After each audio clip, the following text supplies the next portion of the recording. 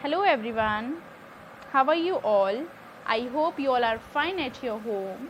Students, as you all know that our ongoing chapter is chapter number 9, that is natural disasters, and today's topic is types of volcanoes. So let's start. So students, types of volcanoes. There are three types of volcanoes. Number 1 is active volcanoes. Second is dormant volcanoes, and third one is extinct volcanoes. Now students, first of all, let's come on active volcanoes.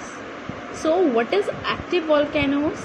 Active volcanoes are those volcanoes which erupt regularly or have erupted in the recent past or may erupt in the future. Now more about active volcanoes. There are 500 active volcanoes and the majority of them are in the Pacific Ocean, which is also known as Pacific Ring of Fire.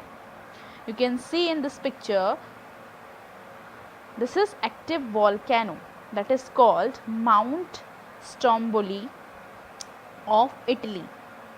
Now in this picture you can see two more active volcanoes.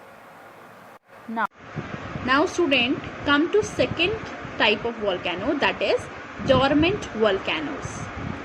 Dormant volcanoes are the volcanoes that may erupt in future. Actually this volcano is in a state of sleep.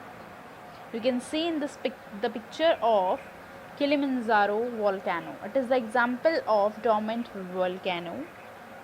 Here is another example you can see. Now student, here is third type of volcano, that is extinct volcano. Now what is extinct volcano? The volcano that have stopped erupting because they no longer have lava supply. These types of volcanoes are known as extinct volcanoes. Now student, you can see in this picture, this is the example of extinct volcano that is called Chimborazo, and here is another example you can see in this picture.